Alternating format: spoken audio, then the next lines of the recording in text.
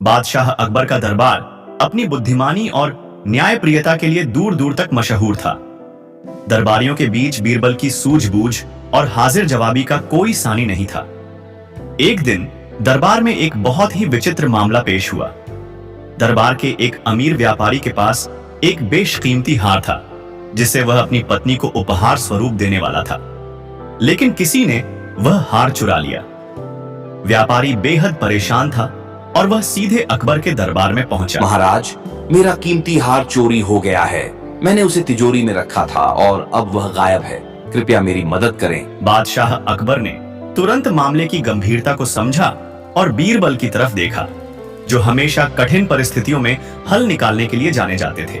बीरबल, ये मामला बहुत ही पेचीदा है। हमें इसका हल जल्द से जल्द चाहिए। बीरबल मुस्कुराए और सोच में पड़ गए। फिर उन्होंने सभी संदिग्धों को दरबार में बुलाने का आदेश दिया।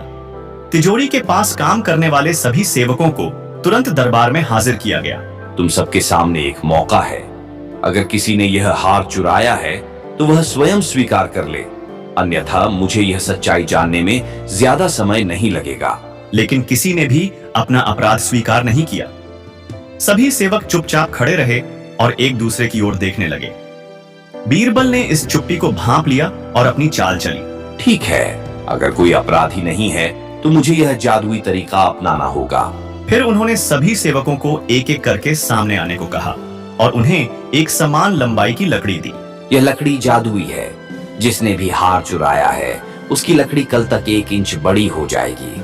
कल सुबह मैं तुम्हें फिर से देखूंगा और चोरी करने वाला तुरंत पकड़ में आ जाएगा। सभी सेवक चुपचाप लकड़ी लेकर अपने अपने घर चले गए, लेकिन उनमें से एक, जिसने वास्तव में हार चुराया था, बहुत ही परेशान हो गया। अगर लकड़ी सच में बड़ी हो गई तो मेरी चोरी का पता चल जाएगा। मुझे कुछ करना होगा। डरते हुए उसने सोचा कि अगर वह लकड़ी को थोड़ा काट देगा तो बीरबल यह नहीं जान पाएंगे कि लकड़ी बड़ी हुई या नहीं। उसने अपनी लकड़ी को आधा इंच काट दिया ताकि वह बाकी सेवकों की लकड़ी से छोटी न लगे। अगले दिन सभी सेवक दरबार में वापस आए। बीरबल ने एक एक करके उनकी लकड़ियों की लंबाई देखी। जब चोर की बारी आई तो बीरबल ने उसकी लकड़ी देखते ही हंस दिया। महाराज, अब तो यह साफ है कि असली चोर कौन है। बीरबल, तुमने कैसे पता लगाया कि यही चोर है? महाराज, यह लकड़ी जादुई नहीं थी। मैंने सिर्फ चोर के मनोविज्ञान का उपयोग किया। मैंने कहा था कि चोरी करने वाले की लकड़ी बड़ी हो जाएगी और सच्चे सेवक अपनी लकड़ी में कोई बदलाव नहीं करते। लेकिन चोर ने डर के मारे अपनी लकड़ी काट दी, जिससे उसकी असलियत सामने आ गई। चोर ने अपनी गलती मान ली और बादशाह से माफी मांगी। मुझे माफ कर दीजिए महाराज, मुझसे बड़ी गलती हो गई। मैं इस लालच में आ गया। अकबर ने चोर को दंडित किया, लेकिन बीरबल की सूझबूझ से बहुत प्रभावित हुए। बीरबल, तुम्हारी बुद्धिमानी का कोई जवाब नहीं। तुमने बड़ी आसानी से यह मामला सुलझा दिया। दरबार के सभी लोग बीरबल की प्रशंसा करने लगे।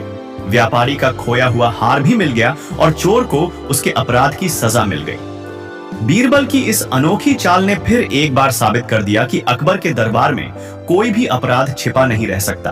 किसी भी बुरे काम का अंत हमेशा बुरा ही होता है। सच्चाई से कभी डरना नहीं चाहिए और चालाकी से बचने की बजाय ईमानदारी अपनाना ही जीवन का सही मार्ग है।